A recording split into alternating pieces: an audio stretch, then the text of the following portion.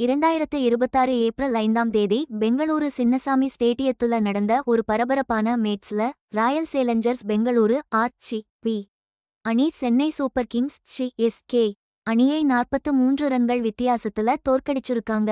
இது 2026 IPL தொடரோட 11வது match. இந்த மேட்ச்ல RCB அணி ஒரு வெறித்தனமான பெர்ஃபார்மன்ஸ் காட்டி 3 விக்கெட் இழப்புக்கு 250 ரன்கள்ங்கிற ஒரு பிரம்மாண்டமான இலக்கை நிர்ணயிச்சாங்க.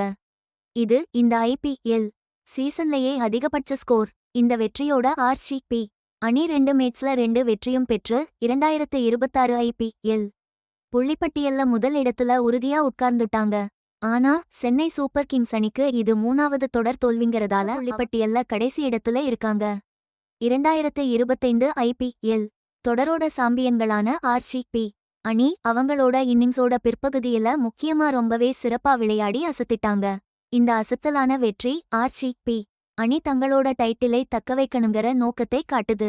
கூடவே இந்த 19வது IPL சீசன்ல அவங்ககிட்ட இருக்கிற வலிமையின் வரிசையையும் தரமான பந்து வீச்சையும் இது நல்லா எடுத்து காட்டுது. ஆனா CSK ஓட இந்த தோல்வி அவங்க இந்த சீசன்ல இன்னும் ஃபார்முக்கு வர கஷ்டப்படுறதால அவங்களோட பயணம் எப்படி இருக்குமோன்னு ஒரு கவலையை ஏற்படுத்துது.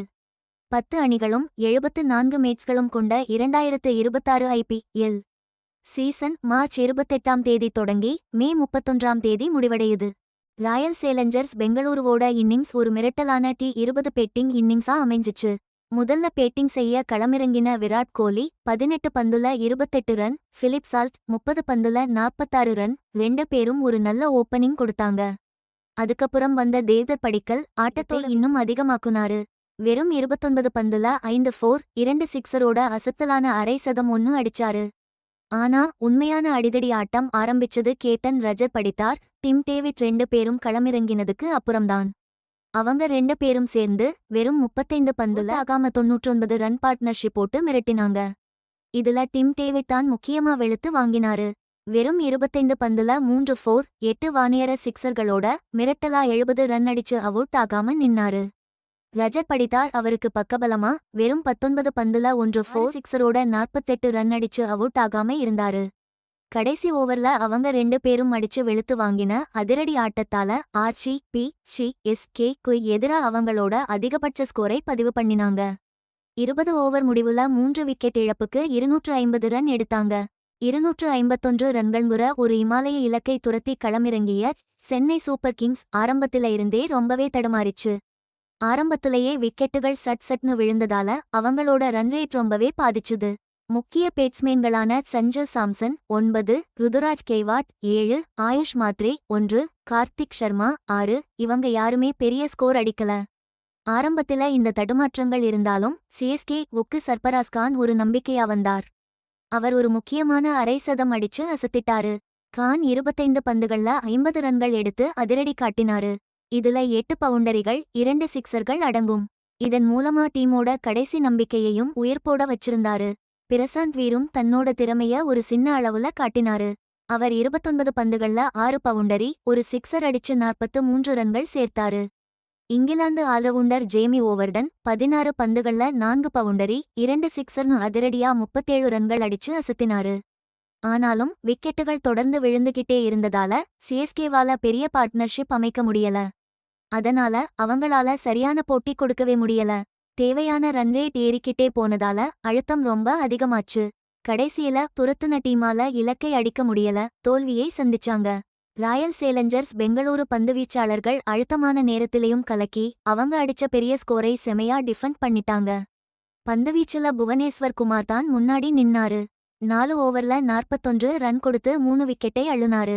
அவர் எடுத்த முக்கியமான விக்கெட்டுகள் தான் குறிப்பா மிடில் ஓவர்கள்ல CSK-வோட சேசிங்கை ரொம்பவே தடுமாற வச்சது. ஜேக்கப் டஃபியும் தன் பங்குக்கு 2 விக்கெட்டை எடுத்தாரு. ஆனா 58 ரன்களை விட்டுக் கொடுத்தாரு. குருணல் பாண்டியாவும் 36 ரன் கொடுத்து 2 விக்கெட் எடுத்து சூப்பர் கிங்ஸ் பேட்ஸ்மேன்களுக்கு அழுத்தத்தை இன்னும் அதிகப்படுத்தினாரு. அபிநந்தன் சிங் 30 ரன் கொடுத்து 2 விக்கெட்டை எடுத்து CSK-வோட பேட்டிங் வரிசையை இன்னும் பலவீனமாக்குனாரு. ஒரு சில ஓவர்கள்ல ரன்வாரி வழங்கியிருந்தாலும் RCB பந்துவீச்சு யூனிட்டோட ஒட்டுமொத்த முயற்சிதான் சென்னை சூப்பர் கிங்ஸ் இந்த சேசிங்கை ஒருபோதும் அவங்க கட்டுப்பாட்டுக்குள்ள கொண்டுவர முடியாம பண்ணிடுச்சு. பேட்ஸ்மேன்கள் அடிச்சு குவிச்ச பெரிய ஸ்கோரை பந்துவீச்சாளர்கள் நல்லா பயன்படுத்திக்கிட்டு அவங்க திட்டமிட்டபடி சிறப்பா செயல்பட்டு டீமுக்கு ஒரு ஈஸியான வெற்றியை வாங்கி கொடுத்தாங்க. சரியான இடைவெளியில எடுத்த விக்கெட்டுகள் ஆர்சிபியோட வெற்றிக்கு ஆபத்தை ஏற்படுத்தக்கூடிய எந்த ஒரு பெரிய பார்ட்னர்ஷிப்பும் அமைய விடாம தடுத்து நிறுத்துச்சு. ராயல் சேலஞ்சர்ஸ் பெங்களூரு 43 ரன் வித்தியாசத்துல ஜெயிச்சது IPL 2026 பாயிண்ட்ஸ் டேபிள்ல ஒரு பெரிய மாற்றத்தை கொண்டு வந்திருக்கு. இந்த வெற்றி ஆர்சிபிக்கு அடுத்தடுத்து கிடைச்ச 2வது வெற்றி. இதனால அவங்க புள்ளிப்பட்டியல்ல முதல் இடத்துக்கு வந்துட்டாங்க. போட்டியோட ஆரம்பத்திலேயே அவங்க ஒரு முன்னணியான டீமா இருக்கிறத இது உறுதிப்படுத்தியிருக்கு. அவங்களோட நெட் ரன் ரேட் கூட்டல் 2.501 ரொம்ப ஸ்ட்ராங்கா இருக்கு. இது டாப் டீம்கள்ல அவங்களோட நிலையை இன்னும் வலுப்படுத்தி இருக்கு. ஆனா சென்னை சூப்பர் கிங்ஸ் முதல் 3 போட்டியிலையும் அடுத்தடுத்து தோல்வியை சந்திச்சதால இப்போ பாயிண்ட்ஸ் டேபிள்ல கடைசியில இருக்காங்க. அவங்களோட நெட் ரன் ரேட்டும் ரொம்ப அடி வாங்கியிருக்கு. இந்த சீசன் அவங்களுக்கு ரொம்ப கஷ்டமா ஆரம்பிச்சிருக்குங்கிறத இது காட்டுது.